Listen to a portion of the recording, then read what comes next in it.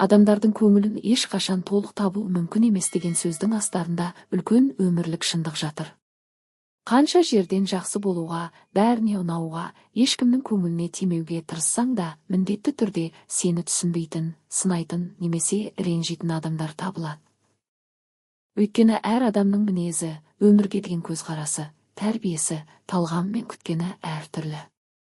Біреуге дұрыс көрінген іс екінші адамға қате болып көрінуі мүмкін. Сондықтан барлық адамның көңілінен шығамын деп өмір сүру, өз бақытыңды өзгелердің пікіріне тәуелді ету деген сөз. Көп адам айналасындағылардың бағасына тым қатты мән береді. Олар әр қадамын ойлап, мына адам не дейді, анау қалай қабылдайды деп өз ойында, арманында кейінге қалдырады. Бірақ уақыт өте келе бір нәрсе анық байқалады. Сен өзгелер үшін өзіңнен бас тартқан сайын, өзіңді жоғалта бастайсың. Ал адамдардың пікірі бәрібір өзгеріп тұрады. Бүгін мақтаған адам ертең сынауы мүмкін, бүгін түсінбеген адам ертең қолдауы мүмкін. Сол себепті өмірдің бағытын адамдардың көңіліне қарап емес, өзіңнің ар-ұятың мен дұрыс деп білетін қағидаларыңа қарап анықтаған жөн. Әрине, бұл ешкімнің пікірін тыңдама дегенді білдірмейді. Ақыл айтатын, шын жанашырлықпен сын айтатын адамдардың сөзі әрқашан маңызды. Бірақ әркімнің көңілін табамын деп өзіңнің болмысыңды өзгерту дұрыс шешім емес. Сен қанша жақсы адам болсаң да, бәрібір біреуге ұнамай қалуың мүмкін. Бұл қалыпты жағдай. Өйткені адамдар сені өздерінің тәжірибесі, көзқарасы және көңіл күйі арқылы бағалайды. Өмірде бір мысал бар. Кәрі адам мен немересі есекпен жол жүріп келе жатады. Алғашында екеуі де жаяу жүреді. Кездескен адамдар: есектері бола тұра жаяу жүргендері несі? дейді. Сонда немересі есекке мінеді. Басқалар: жас бала үлкен кісіні жаяу жүргізіп қойғаны ұят екен дейді. Кейін атасы мінеді.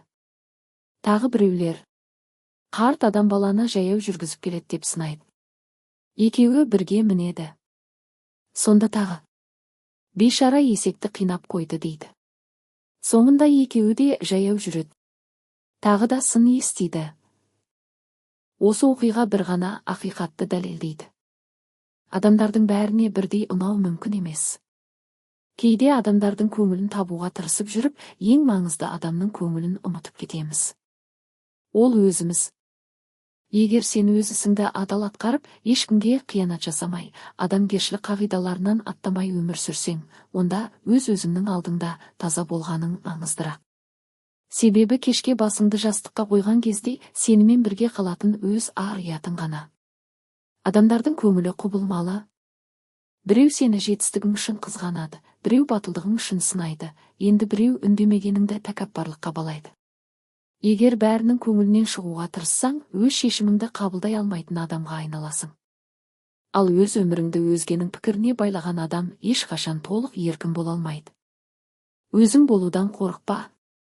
Қателессең сабақ ал, жетістікке жетсең тәкаппарланба, бірақ өзіңнің құндылықтарыңнан бас тартпа. Сенің міндетің барлық адамға ұнау емес. Сенің міндетің жақсы адам болып қалу. Жақсылық жасау үшін міндетті түрде мақтау естудің қажеті жоқ. Кейбір жақсылықтың бағасын уақыт береді, кейбірін ешкім байқамауы мүмкін. Бірақ оның бәрі сенің адамдық қасиетіңді төмендетпейді. Өмір қысқа.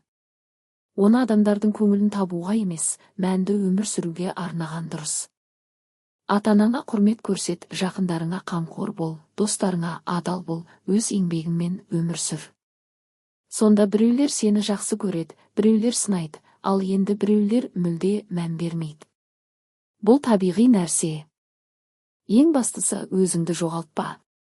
Себебі адамдардың көңілін табамын деп жүріп, өз бақытыңнан айырылып қалу оңай. Ал өзіңді құрметтеген адам ғана өзгелерді де шынайы құрметтей алады. Сондықтан адамдардың бәріне ұнауға тырысқанша, адал, әділ және мейірімді адам болуға ұмтыл. Өйткені уақыт өте келе адамдар сенің бәріне ұнағаныңды емес, қандай адам болғаныңды ғана есте сақтайды.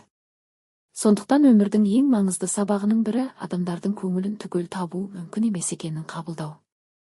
Бұл әлсіздік емес, керісінше шындықты мойындау. Сен бәріне бірдей ұнай алмайсың, бірақ өзіңнің адамгершілігіңді сақтай аласың. Өз ұстанымыңнан таймай, жүрегіңнің үніне құлақ асып өмір сүрсең, ең үлкен жеңіс өзіңмен үйлесімде өмір сүру. Ал өзімен тату адам сыртқы сыннан қорықпайды, мақтауға мастанбайды, және өз жолынан жаңылмайды. Қызықты контенттен құр қалма. Біздің каналға тіркеліп, ең пайдалы ақпараттарды бірінші болып көріңіз.